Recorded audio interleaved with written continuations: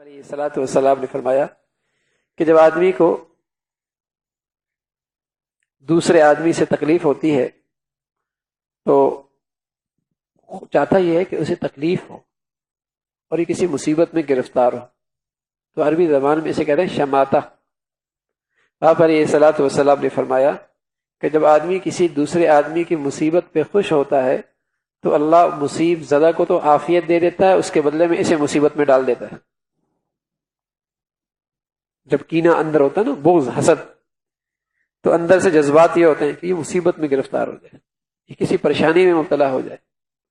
تو رسول کریم صلی اللہ علیہ وسلم نے فرمایا اللہ اسے تو عافیت دے دیتا ہے لیکن یہ گھر بیٹھے مصیبت میں گرفتار ہو جاتا ہے۔ تو یہ ساری بد اخلاقیاں ہیں اور جس سے آج یہ چیزیں خون کی طرح طبیعتوں میں اور مزاجوں میں رچی بسی ہوئی ہیں، کیا مرد کیا عورتیں، ٹھیک ہے نا، کہ اندر کینہ ہے، اندر بغض ہے، اندر حسد ہے، اور دوسروں کے لیے برائی چاہنا ہے۔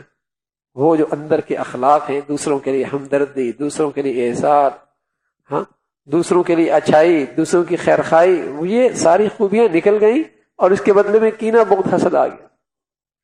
اگر بظاہر آپ کسی کو اپنا گھر بھی دکھائیں نا تو گھر بڑا اچھا لگ رہا ہے، لیکن اندر ہی اندر کہاں سے اس نے مال لیا، حرام مال لیا، کہیں سے اس نے 10 آدمی کو یوں بتائے گا، اس کے سامنے کہے گا گاڑی بڑی اچھی ہے، لیکن اندر ہی اندر حسد کی آگ جل رہی ہے۔ آپ کا گھر دیکھ کر، دکان دیکھ کر بڑی خوشی ہو رہی ہے، لیکن اندر ہی اندر حسد کی آگ جل رہی ہے۔ زبان سے کچھ اور کہہ رہا اور اندر کینہ بغض بھرا پڑا۔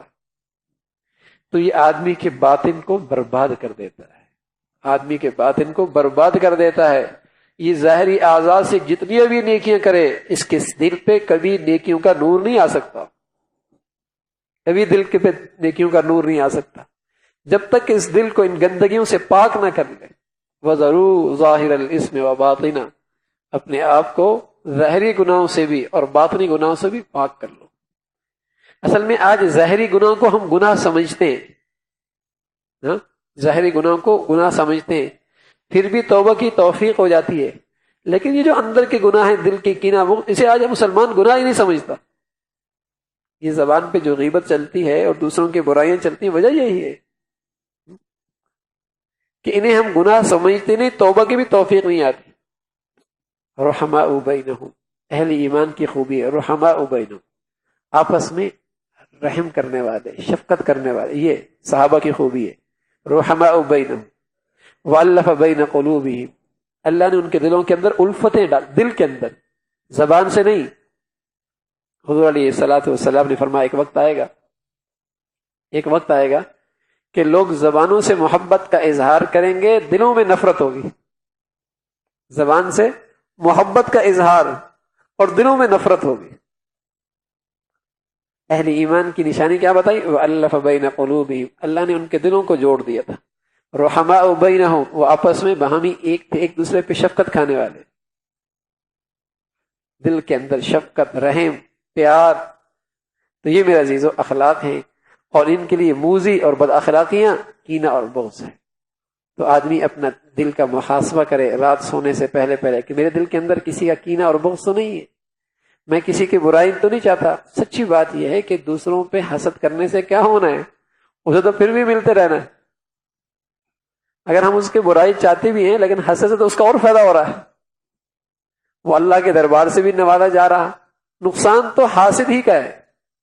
وَمِن شَرِّ حَاسِدٍ إِذَا حَسَدَ، پناہ مانگیں گے، اے اللہ حاسد کی شر سے پناہ نصیب فرما، اس کے پناہ نصیب فرما، اور آدمی اس مرض سے بچے بھی اور ایسے مریضوں سے پناہ بھی چاہے اللہ سے، اللہ ان کے شر سے بچا دے۔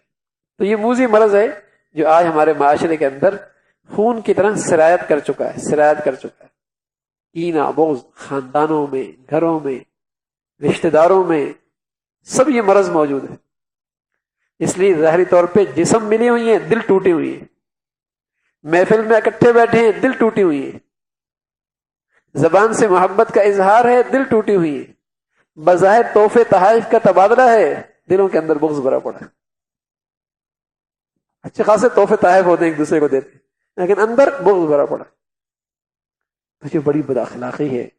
آدمی اپنا باطن بھی ایسا کرے، اور اس کا علاج یہی ہے کہ اس کے لیے دعائے خیر کرتا رہے، اللہ سے دعا کرے اللہ اسے اور عزت نصیب فرما، اس کی تعریف کرے، ہاں اسے سلام میں پہل کرے، تاکہ یہ اندر کا مرض ختم ہو جائے۔ اللہ بھائی عمل کے توفیق نصیب فرما دے۔